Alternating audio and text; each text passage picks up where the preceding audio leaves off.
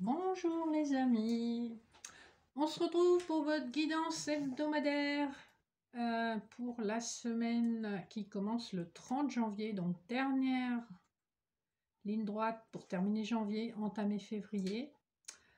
J'espère que vous allez bien, les énergies de ce début d'année c'est quand même assez costaud, je ne sais pas ce que vous en pensez, ça remue, ça nettoie, ça dépote. Alors, je vous rappelle qu'il s'agit d'un tirage général, intemporel, qui ne vous parlera pas forcément. Ne prenez que ce qui vous interpelle ou ce qui touche une corde sensible en vous, en bon ou en mauvais. C'est qu'il y a un message à recevoir probablement. J'ai voulu changer un petit peu la formule cette fois-ci. Vous me direz ce que vous en pensez pour ceux qui me suivent. Alors, nous commencerons avec une énergie générale, spirituelle pour la semaine avec la triade. On poursuivra avec un message pour le début, milieu et fin de semaine avec des couplets, la majeure du tarot de Marseille et oracle de l'énergie. Ensuite, nous ferons début, milieu, fin de semaine pour le sentimental avec le petit Lenormand étendu, Gilded Reverie et le tarot doré. Pour finir, je vous donnerai un message de l'oracle d'Ishtar de Gabriel Sanchez et enfin, je vous propose de répondre à une question par oui ou par non. Donc, vous formulerez dans votre tête une question et je répondrai avec le Béline. Voilà les amis, c'est parti. On va tout de suite voir quelle est l'énergie spirituelle de votre semaine. Et voilà, elle est tombée toute seule. Nous avons la porte. Donc, très très jolie carte. Ici, on vous parle d'une communication à la fois sur le plan matériel et sur le plan subtil, où vous recevez des messages qui sont de beaux messages. Il y a une harmonisation des communications et vous avez une intuition très forte. Il y a des choses que vous savez pas comment vous les savez, mais vous les savez. C'est une très belle carte pour relier les mondes matériels et subtils. Donc plutôt de bon augure pour cette semaine, il y aura de belles communications et c'est la carte qui porte le chiffre 7, donc on est vraiment dans la spiritualité. En dos de deck, nous avons Racine, donc on vous parle probablement d'une famille d'âmes, d'un lien karmique que vous avez à travailler par une amélioration de la communication. Voilà un peu pour les énergies spirituelles qui nous accompagnent. Ensuite, nous allons examiner le dos de deck du tarot de Marseille. Nous avons le soleil, très bon augure, avec la papesse. Donc quelque chose qui aura mis du temps à arriver à une forme d'épanouissement. Et l'oracle de l'énergie vous suggère de vous reposer. Vous avez probablement traverser des tempêtes et il est temps de vous reposer, de penser un peu à vous. Premier couplet pour le général, début de semaine. Nous avons la roue de fortune et le jardin et le portail ou le portillon. Clairement, on vous dit ici que le destin s'en mêle, quelque chose va s'accélérer, ce qui était en bas sera en haut et vice-versa.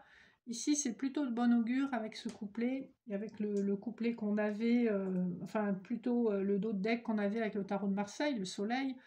On vous montre la voie vers l'épanouissement et on vous dit que les choses vont s'accélérer en début de semaine. Le milieu de semaine vous parle de patience pour voir probablement l'éclosion d'une histoire d'amour, hein, quelque chose d'assez romantique. Patience, équilibre, il peut aussi s'agir d'une amitié qui se transforme en amour. Il peut aussi s'agir d'un amour qui aura nécessité de la guérison. Ensuite, le dernier couplet pour la fin de semaine, nous avons le battleur et le deuxième chakra, l'archange Ariel. Ici, on vous dit de vous reconnecter à votre envie. Le battleur nous montre que vous avez un potentiel pour commencer, entamer un nouveau projet, quelle que soit sa nature, vous avez tout en main.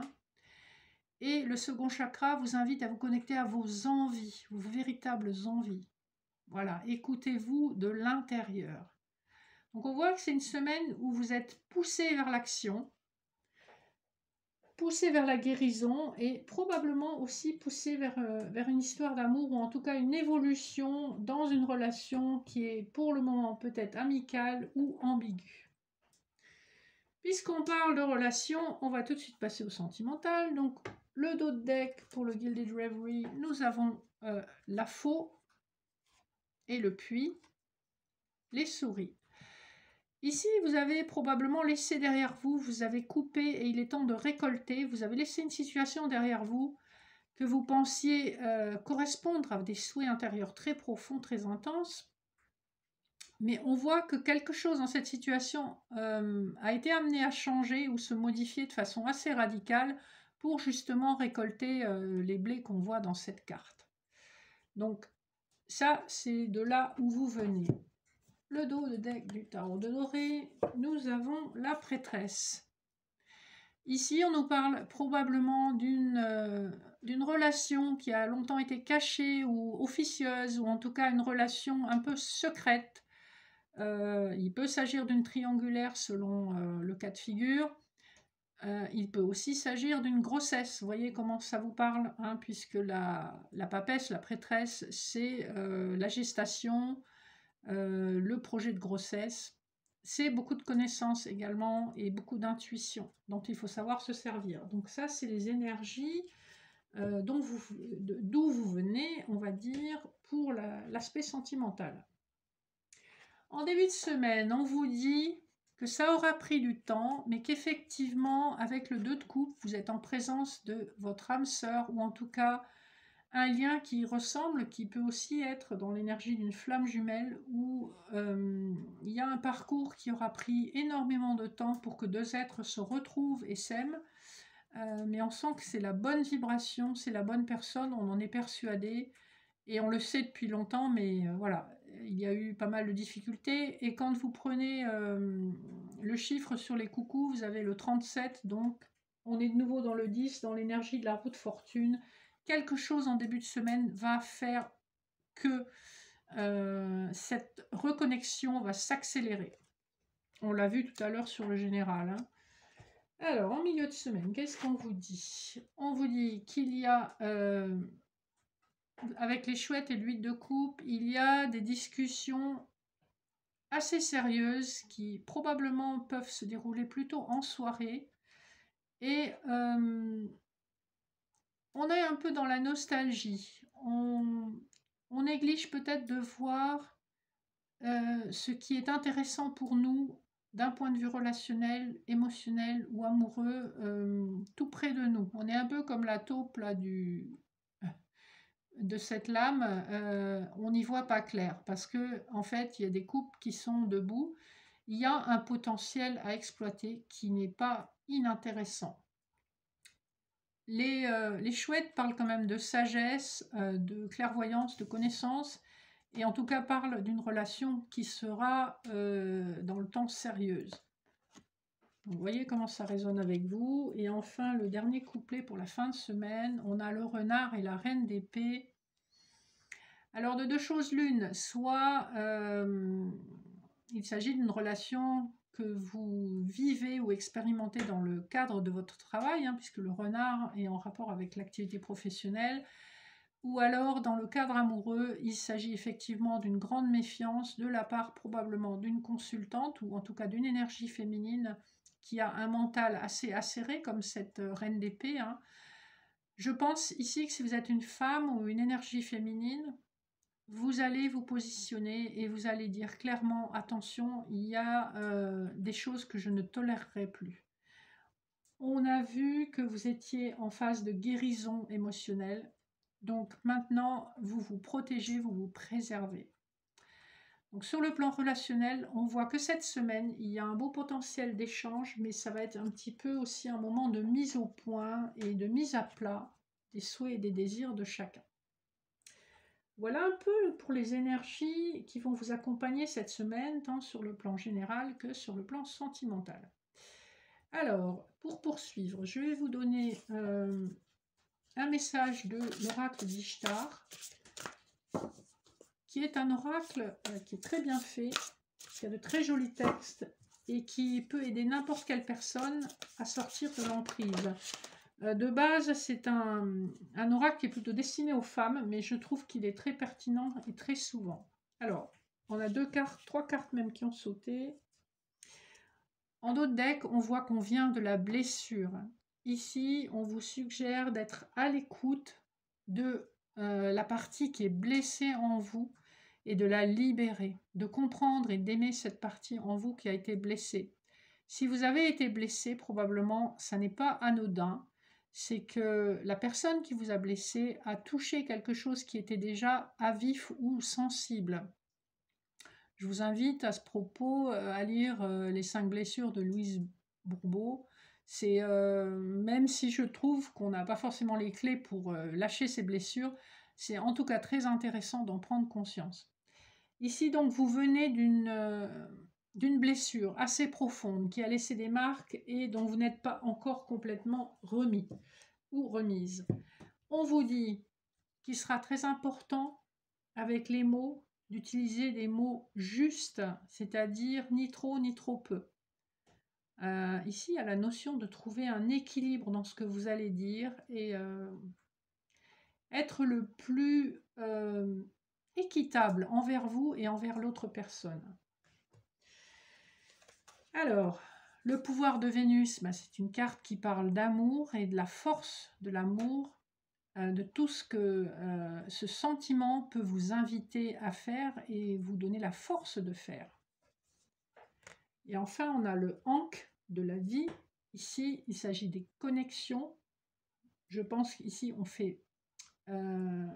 on est face à une connexion d'âme très très forte et qu'il faut accueillir et reconnaître cette connexion. Ça ne sert à rien de se débattre puisque les contrats d'âme sont signés avant l'incarnation et ça ne se défait pas comme ça. Voilà. On voit que vous avez des messages quand même très intéressants. Pesez vos mots, accueillez vos blessures, soyez dans l'amour sincère et soyez équitable. Voilà les amis, j'espère que ça vous parle. Faites-moi vos retours, vos commentaires. Merci de liker, partager, vous abonner si ça n'est pas encore fait. Et avant de conclure, je vous invite à penser à une question qui vous trouble, quel que soit le domaine, c'est vous qui savez. Et je vais vous faire ce qu'on appelle un tirage oui-non avec l'oracle de Béline, celui de Gabriel Sanchez.